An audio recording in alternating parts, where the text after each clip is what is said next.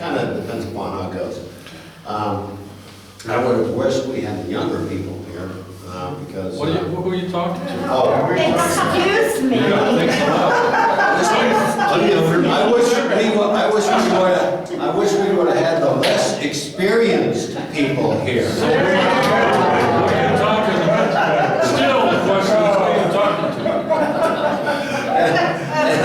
Because they need the experience, which we have all learned over the years. You could have said, how about just a few teenagers here? Just a few teenagers. The rest of us. But you know what, they teach us too. Yeah, they do teach us.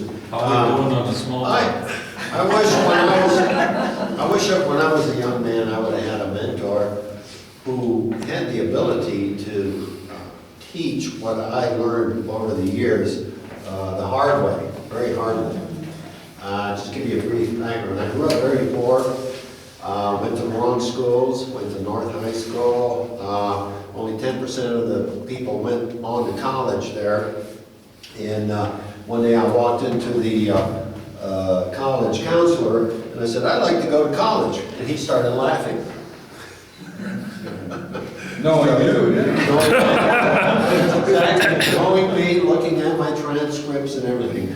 But my best friend, Aivars Ziedins, went to CU, and so I went up to visit him. He was 2 years older than I was. I went up to visit him, and then I saw all these girls up there. Now this is the place to be. So I did end up going on to college, but I started working in a warehouse initially, and George Godfrey, who was there 35 years, he says, "Don't stay here, get an education," and so forth. So I'm going to hand out something that I don't use this anymore. I use it in business, and this piece of literature here is strictly for intimidation, okay, in business. These are just a few of my. I think I've got enough. We'll see. Purposes I'm going to try to relate it from a business standpoint. Just one for us. Okay. Okay.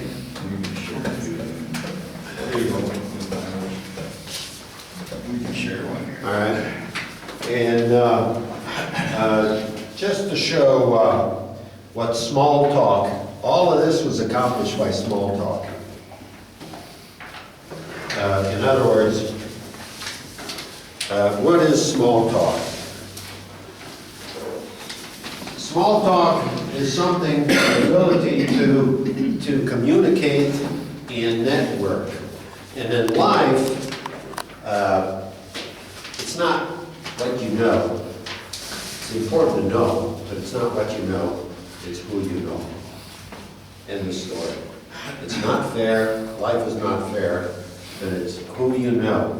So the more you are able to network, the more opportunities you have to get ahead and do different things. Every one of those things that on there was strictly through my ability to converse and convince somebody for me to do.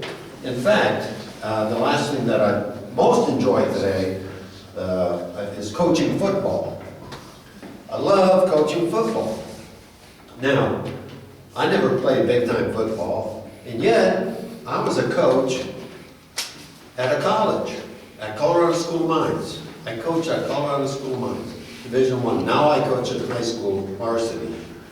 And how do you get into coaching? Well, you have to know somebody, and you have to be persistent.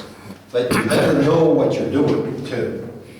Because if you don't know, then you get into the position, and then you can really fail at it, and so on. So, Smalltalk is basically good for all around. I've used it in business, but I've got some outlines I'm going to share with you. It's the ability to meet people, to come in and begin to converse with them, and not be afraid to do that. Believe it or not, I was a very shy person in high school. In fact, I went to confirm this. I pulled out my old annuals. I went to a 3-year high school. Pulled out my annuals. The first 2 annuals, not one signature. Not one. Not one signature. The last annual was so full you couldn't have any other places to write. Okay? And I had all of these friends, 600 friends in high school. And yet I didn't hardly know any of them. But what I did was interesting, that I would say hi and smile in the hallway. Hi and smile. I'd be walking by, which is here, and hey, how you doing? And smile. That was it. That was it. And all of a sudden, all these people became friends. And it's interesting. And in life, if we do that, how we present ourselves is so important. Now, I'm going to exaggerate a few things as we go through, and you can believe me on some of the things or discount them or whatever you want. But I'm going to walk through the process, and then I've got an outline of different phrases that you can learn. We are all salespeople. I don't care what industry you are in. Do you think a doctor is a salesperson? Do you think a doctor is a salesman or a salesperson? Sure. Absolutely. Absolutely, because if he's going to cut into you, he better make you convinced that he's going to do a good job. Is a lawyer a salesperson? No.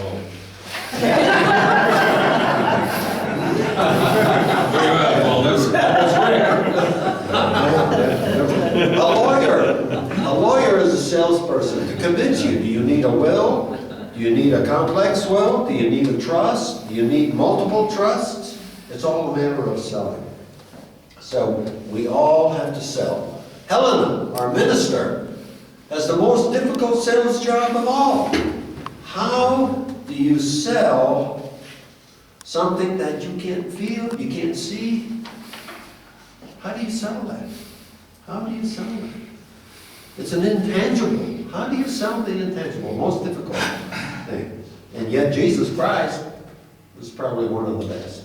So, with that, I'm going to start. Now, the first thing, what I want to do is, and I might use a few props and we'll see, is let's say you go to a social function, and I'm going to demonstrate a couple of things, all right? So this is a social function. Now I'm going to walk in.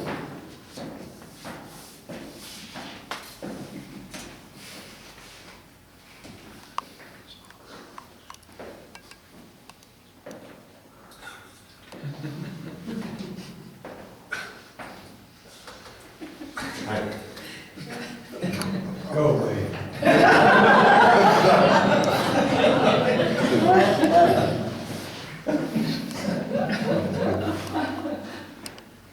How are you doing? Hey, what a wonderful day. Isn't this great?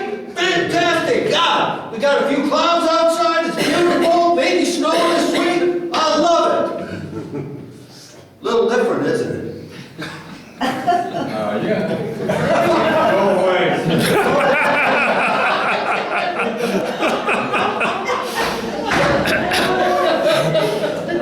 And when somebody says, how do you feel? Unbelievable. Unbelievable. I feel unbelievable. Could be unbelievably bad or unbelievably good. Cliff knows me from our coffee shop. How do I walk in sometimes? Normally, I'm doing it. Like that, right? Yes. Obnoxious. Do they all know me? They all know my name. Yes. They all know my name. And when I walk in, every one of those faces smiles up, right? Not all of them.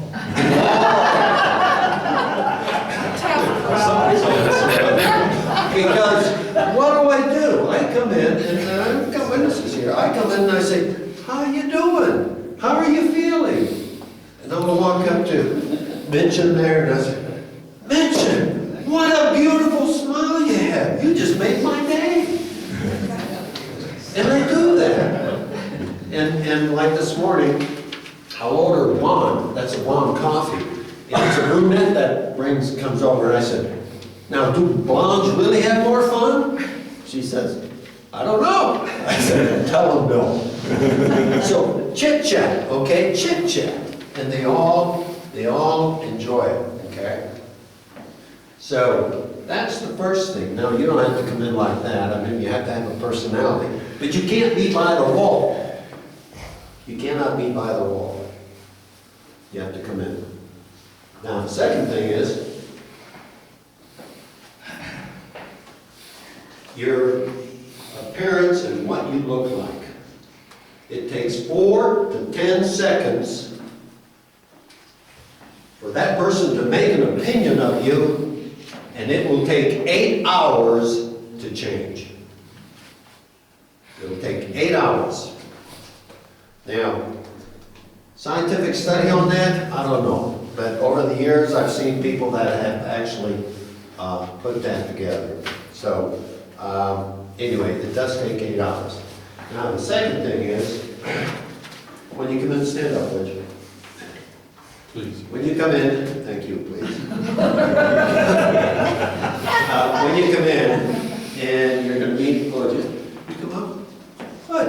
How are you? Now, formally, and sometimes it's informal, but in business situations, what we want to do is we want to shake hands. No, let's shake hands. Now, you don't do that, okay? You would be amazed how many people do that. So you come in, how are you, Butch? Never better, thanks. And yourself? Good, thank you. That's great. Now, what if you don't know, yeah, now, if you don't know their name, which I normally don't, I'm very terrible with names, horrible with names. So stand up again. And walk in, and this is a situation. Hi, how are you? I'm Aivars Ziedins. Pause. Ziedins, Rubbish, Runnieks. Oh, okay. Now, generally, they'll repeat their name, okay? Generally, if you say yours. If not, you can say, well, you know, Butch, you look so familiar, and I'm sorry, but I just can't remember your name. And do that. That's it. Stand up. Now, the difficult one is difficult one is with look here. Difficult one is with women. Okay. Normally, it has been, especially in the business world, the woman should extend her hand first. Okay. So, Sveiki, man ir pats Daci. Mans Aivars Ziedins. Nice to meet you. Okay. Now, a lot of times the women won't do that, but you extend it, and that welcomes the handshake. Okay. Thank you. So, now the next thing as we come into the situation is, if you want to start a conversation with somebody, you have to have some connection. How do you have a connection? Well, let me give you the drastic example, all right? You're in Paris, and you're walking down, what's the name of that big street? Champs-Élysées. Yeah. And you see a person with a sweatshirt, Colorado, Buffs. Oh my God, my long lost friend. Hello, how are you? Shaking hands. Do you know him? No, of course not. But what's the connection? Colorado. But what if you're in Moscow and you see USA? You will say the same thing. Now, there are only 300 million people in the United States, but all of a sudden you just found your best buddy over there, right? It's amazing how that works. And so, most people see, but they don't observe. So when you meet somebody, you have to observe something where you can connect. You have to just connect. Now, if I came over to Cliff over here. Hi, Cliff. Man, that's a fantastic tie you have on. Where'd you get that? My wife bought it for me in Estonia, which is next to Latvia. You're kidding. Absolutely. absolutely fantastic. Now, so you've been to Estonia. Yes, When? many years ago. Really? Yes, in 1994. Wow. And what did you do there? Well, I worked. Bought a tie.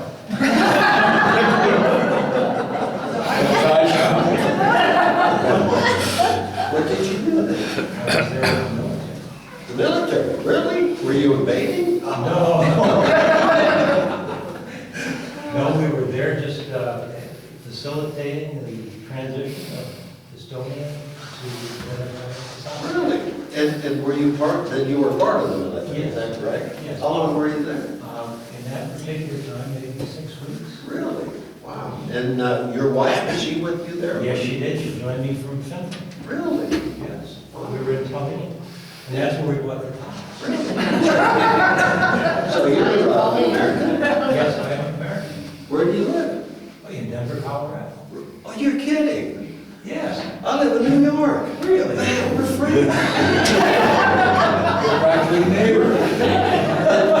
So how long have you been in the military? Many, many years since the Vietnam period. Really? Yes. And what's your rank?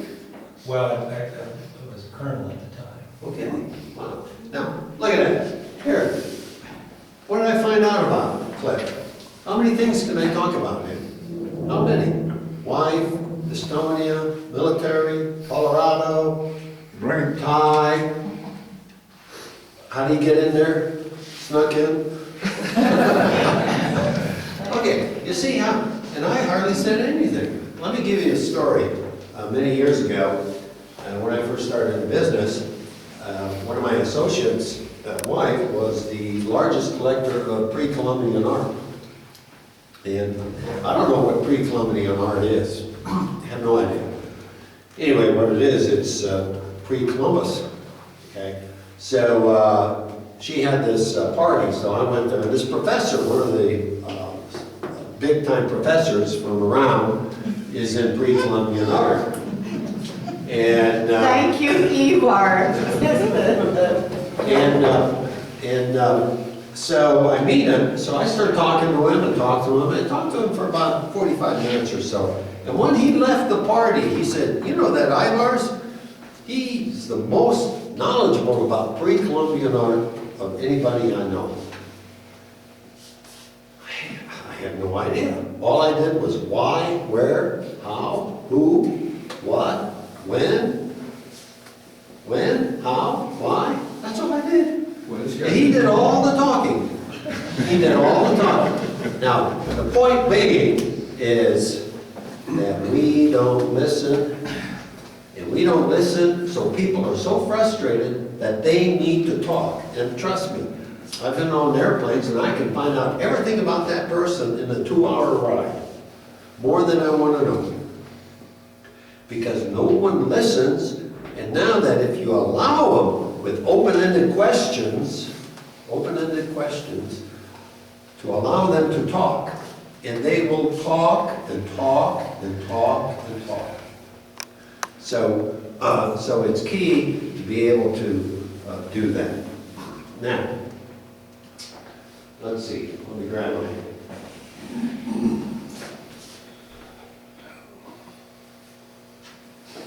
So how you feel? Okay. Cliff? Hi, Cliff. Hi. My back hurts. Oh, geez, my head hurts. My heel hurts. My knees hurt. How you doing? Well, I'm doing fine, but how can I help you? Who wants to hear that? Who wants to hear that? Who wants to hear all the negatives? Now, unless you have a solution for it. I'm not a doctor. He's not a doctor. He doesn't care. Does he really care how I feel? Does he really care? No, you don't. I know that. Passion. So, you know, I had a friend of mine many years ago. He worked for me. I actually hired him, and he had gotten a divorce. And then he found this gal he really liked, and he was so frustrated. He couldn't get this gal to go with him. I said, his name was Mickey. And I said, Mickey, will you stop talking about your ex? Nobody cares about your ex. Who cares about your ex? Sit there and talk and talk and talk. Goes out on a date and talks about his ex. Who cares? She did. Yeah, you don't really care. You talk about today, talk about now, talk about things that you want to do. Anyway, so that's just a basic introduction. Now, to become a good salesperson and a good small talker, you have to train. Nobody, you know, we have lawyers. Lawyers go to law school for 3 years after graduation. Doctors go to, what, 8 years to become professionals. All professionals have training. How many salespeople have training? None. None. I'll tell you my experience in sales. I got into business. I was still in the Army at the time, and I was selling financial planning, which was buy a mutual fund and buy a life insurance policy and send in $50 a month. And that was financial planning in those days. So I got tested, got all my licenses, got everything, and I'm ready to go on. You know, I'm like a young puppy out here. Okay, come on, where do I go? Guy gave me a phone book, telephone book. Go get him. That was it. So, one of the things when I started my business, and I had over 30 employees, we trained. We trained just like the sports guy trains, just like the athletes train, doctors train. And what we trained was, we had what most people would say, oh my God, a canned pitch. That's horrible. A canned pitch, come on. That's not creativity, that's not you, blah, blah. No, that's not true. We trained so much that on the phone, we had a script, all right in front of us. And we had a mirror. And under the mirror, it said smile. Because there's a difference when you're smiling and speaking on the phone and when you're frowning. And then we had our sales pitch.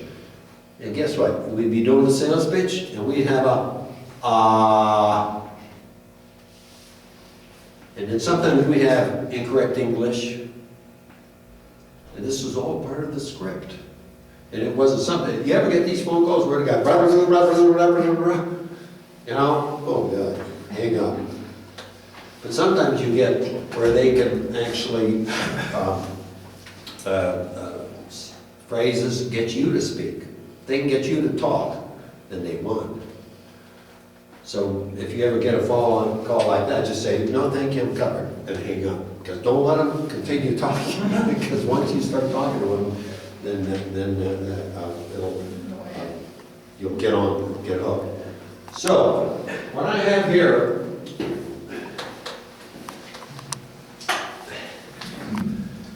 I got these from many years ago, back in the 90s, early 90s. Deborah Fine was an engineer, is an engineer, and she was very capable, you know, straight A student, very, very capable, and yet she saw different of her colleagues actually getting ahead.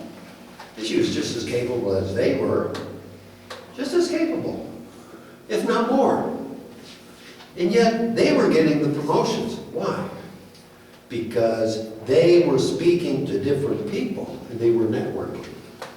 They were actually networking. So she did, and at the time she got a divorce, so she had to get into the dating game again. And she said, man, when you're 40, getting into the dating game is tough. So she learned some things and she did some studies. So what I have here are, hopefully we have enough to go around, I think we do. Are phrases, okay? And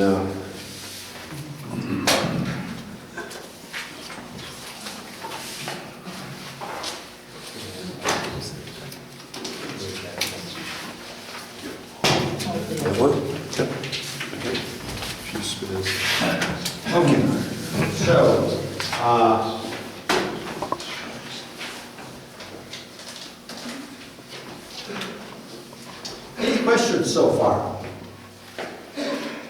No, don't be reading. I just have one.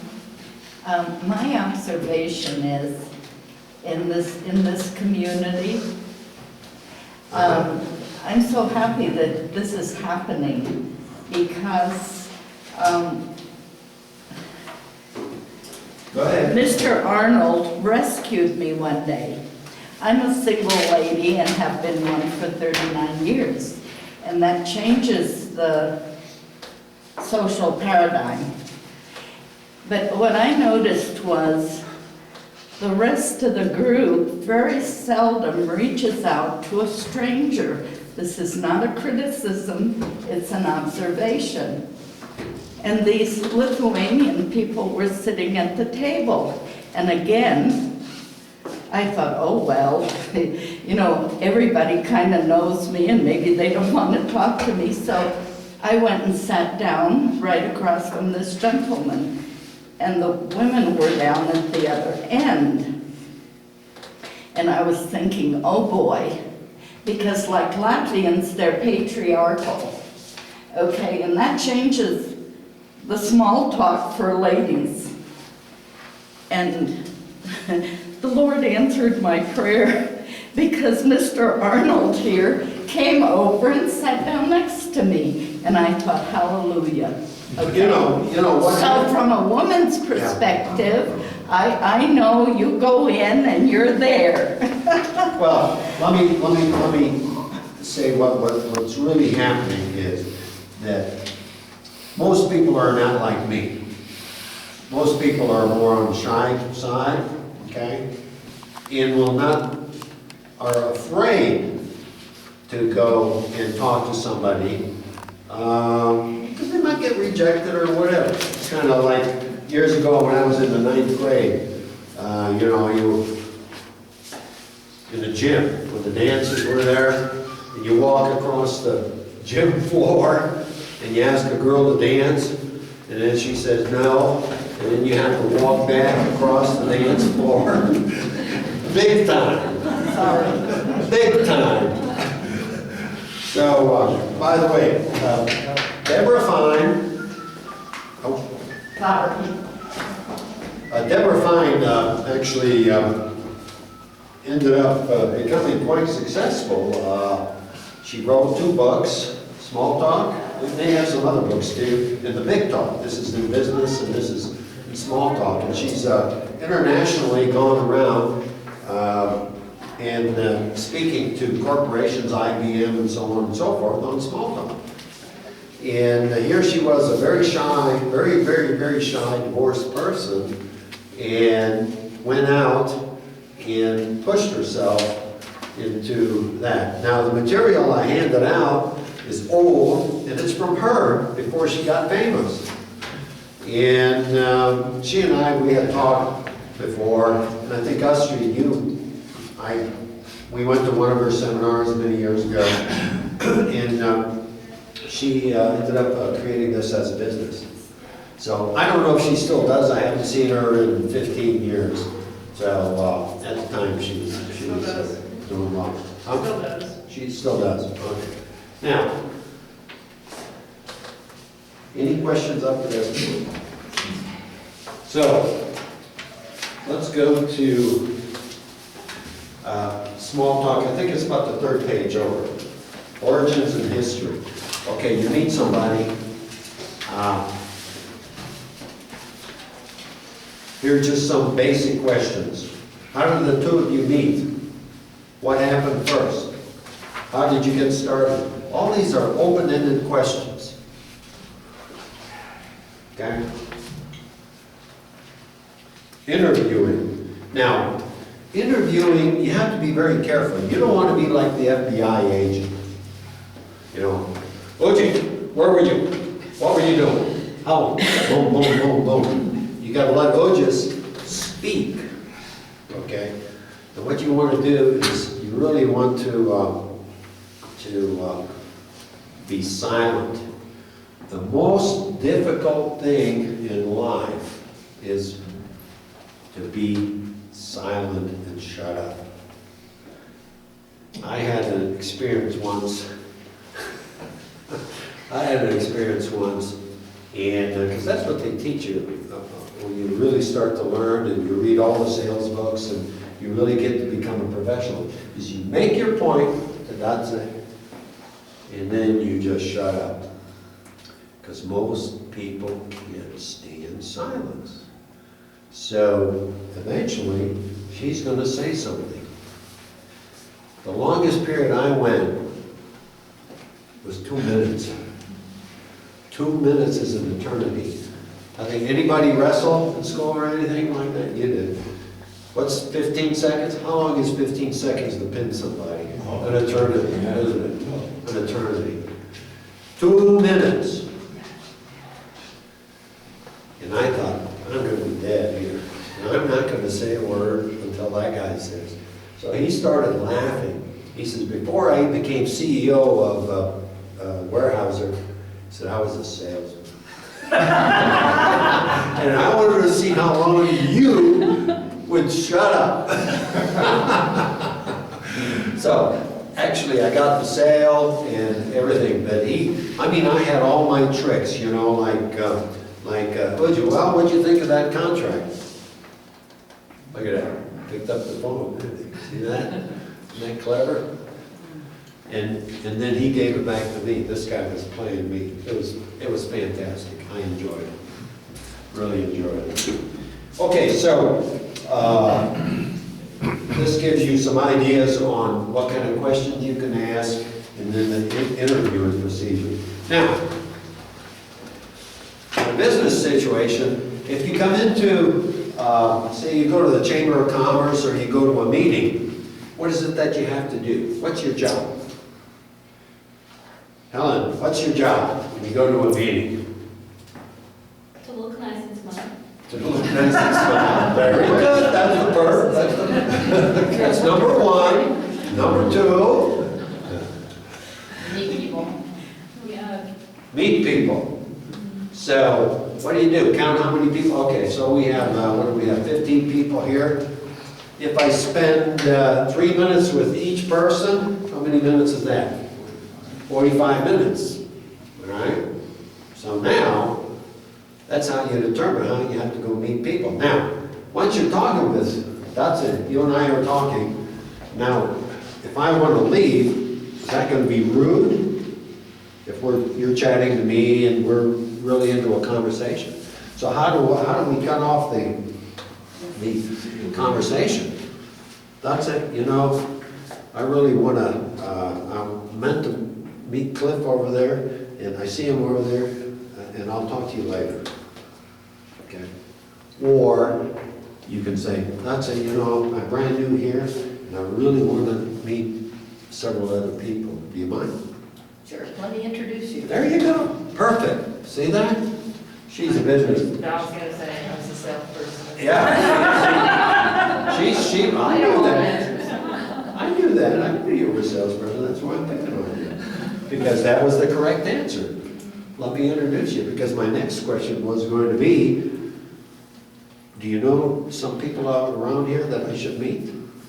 Sure, what business are you in? Yeah, and so forth. And there you go. Okay? And that's how you do that. Now, you have to get away from the wall, and you have to get in the middle, and you have to mingle. Right?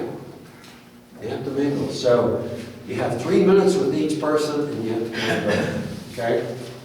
So let's go a little further. What are we talking about then? Now I'm just running through all of this, and the idea is that if eventually we want to do a little more of this, fine, you know, whatever. So look at starting a conversation. And these are really great stuff from Deborah Fine. She put them together, and they're much better in these books. So. You selling those too? No, I'm not. Actually, I went on Amazon, and you can get these for $3 now.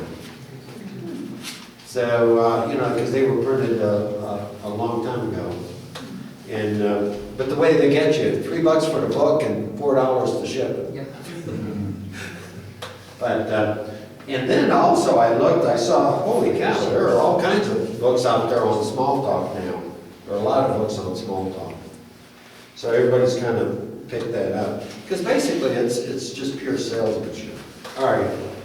So, like at a convention, this is my first convention. Do you have any suggestions? Good speakers or workshops? Open-ended question.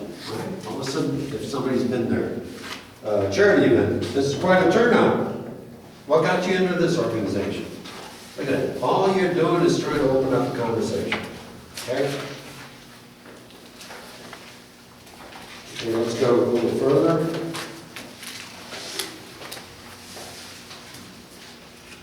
And really, the key is you have to memorize these statements. You have to memorize them so that they come out naturally. The one dig deeper, this is the one where, how have you been busy? How do you deal with being busy?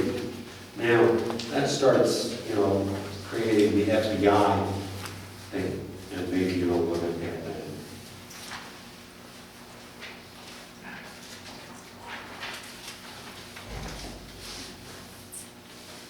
Now, bouncing the ball back, in other words, you start a conversation with something. It's a listening quiz. So, tell me more. I see. Remember I told you how we put in ahs and something. How interesting. Now, the word you don't want to use is but. Somebody says something, but, well, that's no, right? But is no. So now you're arguing with them. Okay. And I talked about body language. See one with the body language? All right. Now, to be very good in sales, you have to be able to give that's why you had to have a speech to know, and you had to read what the other people were doing, how they were reacting. Negative, positive. There's a lot here, but this is a real basic one right here. And you can look at that, and you can see if they're standoffish or they're pulling back. Some people don't like you to be close to them. Some people like to be close. It all depends. And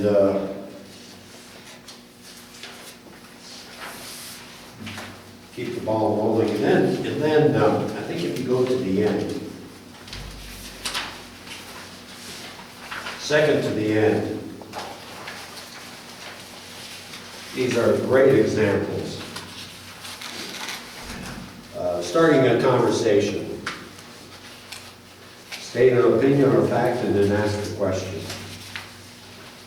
Talk about the other person or a common situation. Always try to find something that is common. Do we have these in order? Yeah. So it gives you some examples. You really have to kind of memorize these things. And trust me, it's amazing if you know the techniques. And you just have to get out of your shell, if you have a shell, and just get out there. Now, the biggest problem that most people have is when we start conversations, we're going to start talking too much. And I forget who said it. I think Mark Twain said it. He said, if you dominate the conversation, you're saying everything you know, which you know already. So why would you want to say it if you know it already? Nothing to listen to. Why don't you talk to the other person, find out some ideas from them that you don't know. That's why I like this summary of the conversation killers. That's one of them. Yeah, right.